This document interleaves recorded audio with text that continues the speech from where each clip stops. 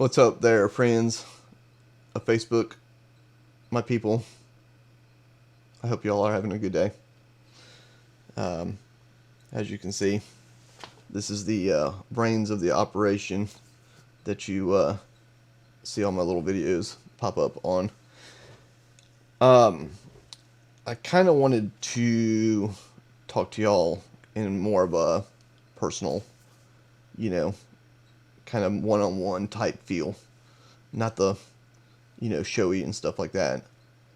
Um, I recently put a post out, of what I do. Um, and if you hadn't seen it, it's basically Free Cut Friday. And I basically kind of put a story out there of why I did it and kind of where it started from. And if you hadn't seen it or read it, I'll try to link an article on it. But, for y'all's purposes, I kind of wanted to tell you one on one.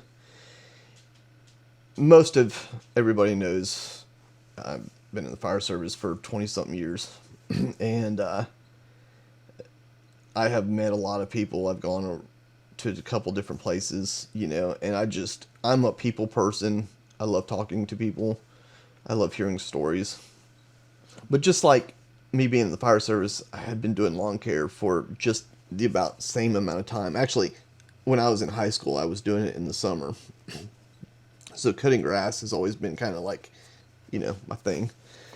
And anyway, and I had some people send me a message that this story isn't true or whatnot. And it actually is. It happened during my time at Brandon for the 8 years I was there.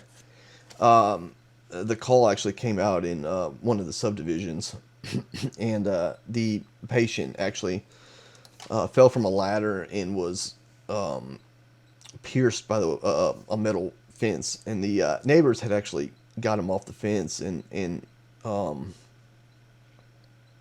we got there. The ambulance got there. Patient got treated, went to the hospital, and got everything taken care of.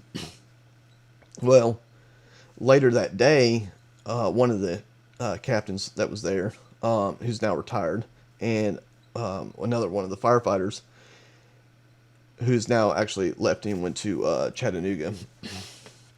Um, I had thought about it, and I was like, I'm going to go take care of this, guys. I'm going to go take care of these bushes. So, I told the captain, he's probably watching this video right now, and I said, hey, I'm going to have an idea, and are you, if you're off tomorrow, we can go knock it out. It'll take two hours to do it, finish it up.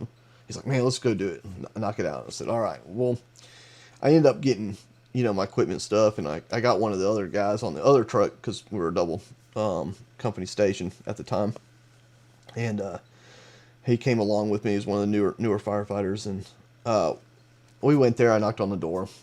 I told them, hey, who I am, and I was here yesterday, and they were like, oh, come on in, come on in. We got to talk with the patient, and he was resting really well, healing from it. And I told him, I said, hey, I got all my stuff over here. I'm gonna, cut your bushes. We're here. We're just gonna knock it out, and so you don't try to do it and hurt yourself again. And we all laughed, and he joked about it. And he said, man, you didn't have to do this. I said, no, I got the stuff here. We're gonna do it. This is what I do. I do lawn care. So we did it, got done. They were so thankful, and we probably sat around maybe an hour talking to this patient and or this family, him and his wife, and just learning about him. And they were just so thankful for what we do in the community and what we did. And when we were about to leave and loading up, I told them, I was like, man, let's not say anything about this. It's just us, and that's what we did. We just went on our days, and as time progressed, that was about 12 years ago. As time progressed, I would, not just on calls, not just, I could be, just doing general worker out, in different situations, um, would do little things like this for folks. And as the years progressed, as long as if I had time, or wasn't going to put me in a bind or anything, I try to kind of give back to the community. And I've always been kind of that person where, where the Bible tells you you shouldn't really boast on, what you do. So I always kind of kept it to myself. It was kind of like my own little victories of, I just made this person's life, a little bit easier, or gave them, some type of hope, that people actually do care. But the story doesn't really just end there.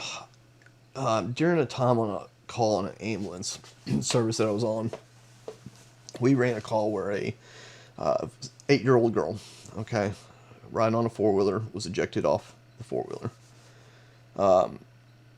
She sustained serious head injuries. Rushed her to the hospital. Got the treatment she went to. Trying to learn from the condition, based off, as, providers and anybody that is watching this, in EMS, fire, law enforcement, we try to see or hear what we can about our patients that we take care of. And this little girl, she was just fighting for her life. I mean, coma, everything. Parents were up at the hospital. And it's just one of those things, I didn't even think about it. And for like 4 months while she was in the hospital, I would drive about 50 minutes from my house and I would cut their yard. And the parents were like, you don't have to do this. You don't have to do this. I said, nah, you're going to spend time, with your little girl. Well, that 4 months, maybe 4.5 months, I'm not really sure. This happened maybe about 7 or 8 years ago. I get so many calls I can't even remember anymore. And the little girl ended up passing away. And it was a sad moment at that time. I had visited the child at the hospital, and with their parents, and I look at it, that for those 4 months that I was going down there to, cut their grass, I was giving those parents, 2 more extra hours of their time with their child.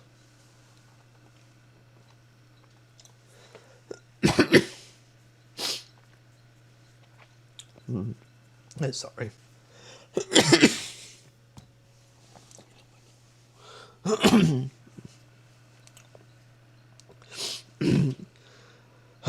This is hard.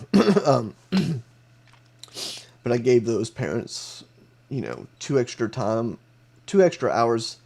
But I gave those parents 2 extra hours of time every week to spend time with their child instead of having to worry about chores around the house. And it made it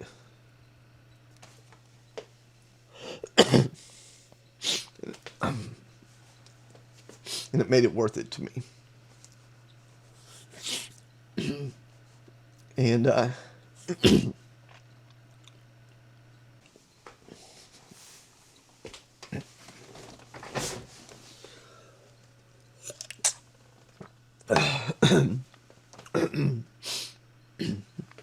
20 years worth of running calls, and anybody that knows me or has worked with me or worked in that field understands the weight that you carry.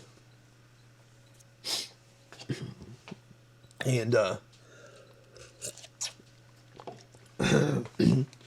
by me doing this little stuff has kind of balanced that emotion that I have to deal with. As time progressed, I was coming back from McGee. I'd picked up a mower from the shop, and I got a message about somebody just needing a quote to cut their yard, and it was kind of just the outside of Braxton area, and I was like, it's on my way back home, and I was like, I'll just run over there. and luckily I had like a weed eater and my little blower, and I was like, maybe I have enough gas. I don't know. I was like, I don't know how big this thing is. And anyway, I get to the property, get there, talk to the lady. We walking around. She's like, "This, I got so much stuff going on. This is going on with my house, and I've got, you know, family issues and stuff like that." And then I asked her, I was like, "What you need me to do?" And she just pointed out all the areas that I did. So I went off, started cutting grass, and I was like, "Well, hopefully I don't run out of gas because I don't have a gas can."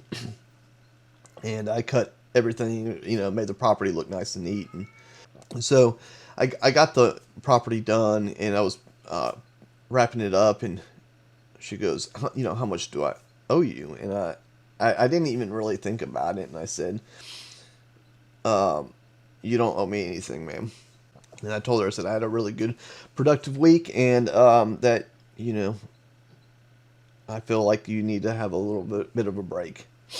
And that lady, she broke down in tears. And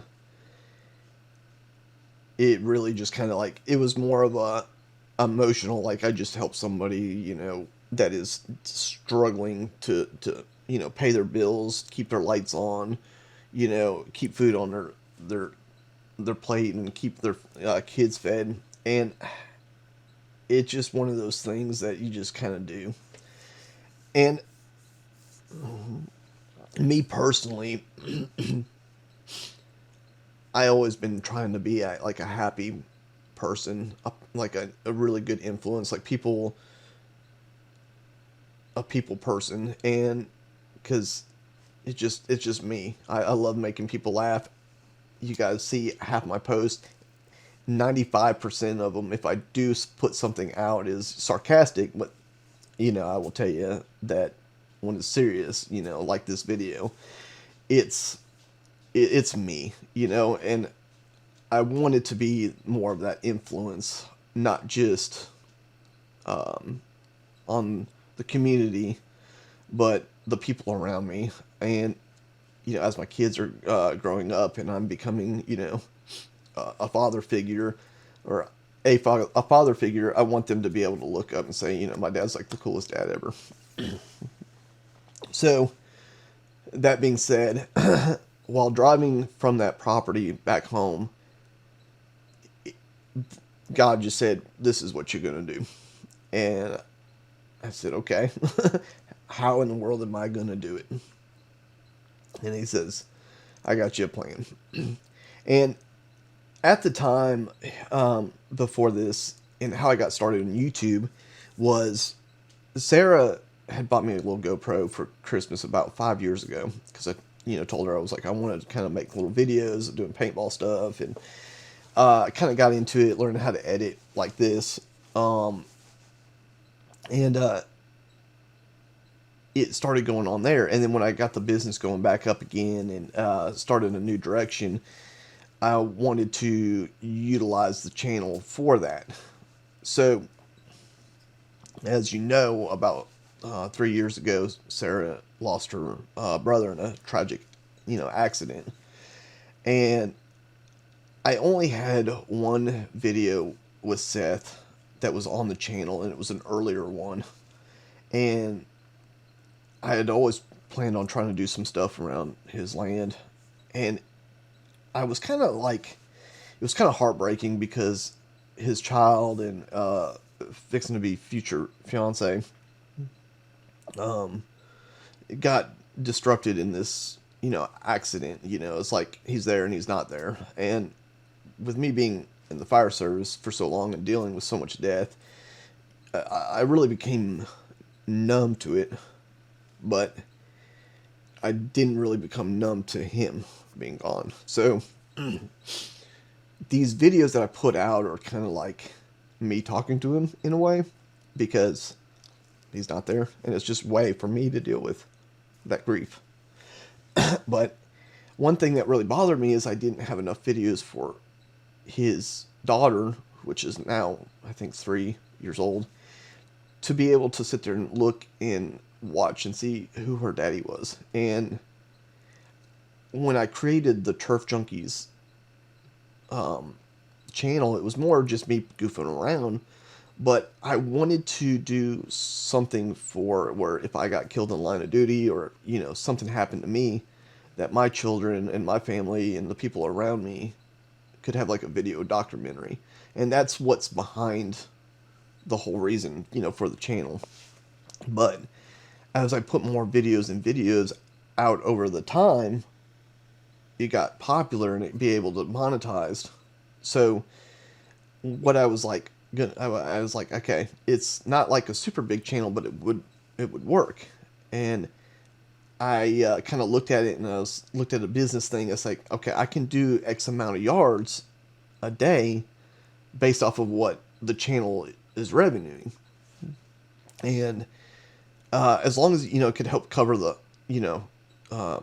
salaries of the guys and the fuel, or even if it just kind of closely broke even, it would be all right. If it didn't, it's not that big of a deal. It's not like I'm gonna like not stop doing it, but it does help it, and it's gonna help it in the future. So that being said, I want to go back to what had recently been put out. When I put out that post, I did it this year locally just to see if it was going to be, any fillers, and see if it was actually going to work, and if I could actually manage everything that was going on. Well, when I put it out in Rankin County, it literally blew up. I've had probably close to 150 messages just from random people about, hey, I believe in what you're doing. Thank you for doing this. Out of those 150 messages or so, there's at least 60 of them already requested lawn care for me going into next season. And we're not even, I'm trying to do maintenance, I'm trying to fix stuff and all that kind of stuff. So I was like, how in the world am I going to do this? This is a lot. And I knew this was going to happen, but it wasn't. It was like, I'm going to have to manage this right. But what really caught me off guard was when a media network kind of picked it up and made a story about it. And I was completely speechless of like how am I so important to be put on a story? I don't want to be that person of like, oh, he's just doing it to be an attaboy. Oh, he's just trying to do get advertisement. And I'm going to tell you guys, I really don't have to do a whole lot of advertisement. I was going to tell you guys, advertisement's not really, the factor on it. I stay pretty busy through the season. Wintertime is my slow time, and I can kind of focus on doing the other stuff that I like to do. But it blew up. I've had so many people call me and ask me, questions, and people wanting help. I've had at least 10 people wanting to donate to me and for the cause. And like, I'm not talking about, like $50. I'm talking about like $2,000. And I didn't want that. That's just not me. I'd rather see it go to like, some kids buying kids clothes that can't afford it or something like that. Or, like a food pantry that can buy food to give it out to the people that need it. That's just me. So I declined all those offers. But I had a friend of mine who's a full-time lawn care guy. We were talking, and he was like, he's super supportive, but he kind of said something. He's like, hey, you're going to have to think about, about the wear and tear on your equipment, your mowers and stuff. And I had already planned on that because the overgrown properties are so bad that a normal mower, not even a commercial mower, can go into it. We have to bring in the tractor sometimes and rip some of this stuff out to get it back to a manageable space. But I was like, well, I was hoping that the channel would, kind of help as it grows. do that. Now, one thing that I didn't want to do as far as the Free Cut Friday was most content creators, they put those videos out like I helped an elderly person for free and the neighbor next door was complaining about it, and they do it for clicks and views. But me personally, I want it to be as organic as possible, so I don't really put those kind of videos out. If I do put them out, they're normally labeled as a normal job, so it's there, but it's not. You won't ever know that it wasn't an actual paid job. So there's a little bit of a mix in there as well, and I was like, well, maybe the channel will grow and stuff like that. But the cost of a mower and everything, it is expensive, and it's going to be something that I'm going to have to deal with in the next probably 12 to 24 months, is replacing equipment a lot faster. To give you an idea, and this is just me being in front of you, every 50 view hours the channel gets equals about one yard cut that I can give out for free, and that's to help cover the labor cost and the fuel. Then that's just breaking even. I'm gonna have to deal with this expense coming up, and I don't want to like adjust my labor rate charges to offset it, and I don't charge the labor to offset my time in building videos. But I've always believed that this channel was going to be designed to give back, and that's even with Fourth Alarm Media. If you guys follow that along, that's my fire montage videos, and as that gets ready for monetization, it's going to be going back to the people and help victims of house fires. So I've been talking with a lot of different departments and understanding, what I'm doing behind the scenes and why recruitment videos are so important. But I've always believed that, these two channels were going to be the pinnacle, of what giving back to the community was about. So even if you follow that channel as well, because I've got more stuff coming along the way on it. But that being said, I just, the only thing I ask you guys, okay, is please, please, please subscribe to the channels, and this one especially with the lawn care, the Turf Junkies. I'm gonna drop a link in the comments with a video, and it's more of an ASMR video, so it's just designed to just watch and relax. Or even if you don't actually see these videos personally, let them play in the background, because those view hours, not just the subscribers, but even the comments and the likes and me communicating with the people within the channel is what allows it to grow. And, for me to be able to continue doing what I'm doing, it's got to be able to offset it. That's the trade-off of it. Basically the channel replaces me having to charge the people that are in need. And when I go to these properties, I'm telling you, some of them I don't even record the stories behind it, and the people, it's just so sad that what's going on. And I ask that you just kind of pray for not just people I'm doing, but people that I'm going to do in the future. I'm trying to be more of an ambassador, or an influencer of people, showing that people actually do care. And the guys that help me, most of them, especially Hollywood. If y'all know Hollywood, he's a character in his own. I mean, he's basically a character in the channel. They've seen this stuff, and Emmett, he's been going along with them too. And we're going to go out and we're going to get all of them we can. Not going to be able to do everybody, but I'm going to get as much as I can, and I'm going to get the ones that need it. I get a lot of requests from like homeowner association presidents that they don't want to. They got a house that has a overgrown yard and it's not meeting their standards, and I basically tell them, I said, hey, I'm not even going to consider it, because it's coming from you. You're just wanting it because you're tired of looking at it and your neighbors are complaining about it. This is for the people that need it, people that can't afford it, people that don't have people.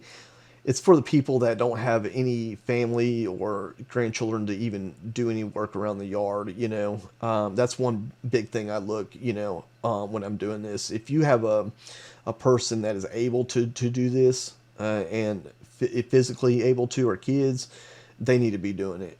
I'm talking about the people that are just, an old couple that's just by themselves and they don't have any family or friends that are around, or just somebody that was just injured, or those are the people that I look for. So I appreciate all the support from y'all, and if you don't mind, please follow along with this channel and watch some of the videos. I've got a whole lot of stuff coming out next year. Some fun stuff, a lot of how-to videos, because that seems to be the popular thing of hey, I'm gonna look at how to install a French drain, or how to rig a tree from the ground. And so I'm doing a lot of that kind of stuff. Appreciate you. I appreciate all my fire guys around that have been watching this channel on the station. It's just like firefighters watching firefighters. I mean, I got a whole group of them. We got another guy, Cody's going to be coming on with us, and I think he's going to be a great asset. And I hope to teach him, not just stuff in life, but teach him, how to be a good firefighter for his career where he's at. And just want to say thanks for all the support. Sarah and I are completely overwhelmed, and it's just a humbling experience. So I hope y'all have a Merry Christmas and Happy New Year's, and peace, guys.